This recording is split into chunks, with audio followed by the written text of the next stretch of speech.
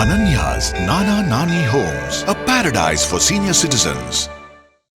சர்ச்சைகள் இருந்தாலும் மோதல்கள் இருந்தாலும் கொண்டாட்டங்களும் இருக்கத்தான் செய்கின்றன. நாட்டின் 75வது குடியரசு தினம் இன்று கொண்டாடப்படும் நிலையில் நாடு முழுவதும் அதற்கான ஏற்பாடுகள் தீவிரமாக மேற்கொள்ளப்பட்டு வருகின்றன. குடியரசு தின விழாவையொட்டி டெல்லி பலத்த பாதுகாப்பு வளையத்திற்குள் கொண்டு வரப்பட்டுள்ளது. 14 கட்டங்களாக பகுதிகள் வகுக்கப்பட்டு சுமார் 14,000 பேர் பாதுகாப்பு பணியில் ஈடுபடுத்தப்பட்டுள்ளனர். செங்கோட்டை, கர்த்தவ்யா பாதை, விஜய் சவுக், திலக் மார்க், ஜன்பாத், விருந்தினர்கள் அமரும் பகுதி உள்ளிட்ட இடங்களில் அவர்கள் கண்காணிப்பு பணிகளில் ஈடுபட்டுள்ளனர்.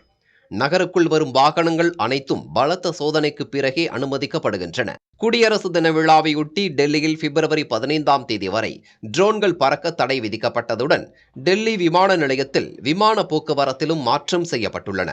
குடியரசு தின விழாவில் பங்கேற்க நாடு முழுவதும் உள்ள முக்கிய பிரமுகர்கள், சாதனையாளர்கள் என 77,000 பேருக்கு அழைப்பு விடுக்கப்பட்டுள்ள நிலையில் அவர்களுக்கான வசதிகளும் செய்யப்பட்டுள்ளன. இந்த ஆண்டு குடியரசு தின விழா அணிவகுப்பு முழுவதும் மகளிருக்கு முக்கியத்துவம் அளிக்கும் வகையில் இருக்கும் என தெரிவிக்கப்பட்டுள்ளது. அதே சமயம் குடியரசு தின விழா அணிவகுப்பில் முப்படை வீரர்கள், டெல்லி காவல்துறையினர், பிரான்ஸ் ராணுவ குழுவினர் உள்ளிட்டோர் இடம்பெற்றுள்ளனர். இது தவிர மாநிலங்களின் அலங்கார ஊர்திகள், DRDO வடிவமைத்துள்ள சிறப்பு ராணுவ தளவாடங்களும் காட்சிப்படுத்தப்பட உள்ளது. குடியரசு தின விழாவில் சிறப்பு விருந்தினராக பிரான்ஸ் அதிபர் இமானுவேல் மேக்ரான் பங்கேற்கிறார். ராஜஸ்தான் மாநிலம் ஜெய்ப்பூரில் அவரை பிரதமர் மோடி சந்தித்து பேசினார். Ananya's Nana Nani Homes, a paradise for senior citizens.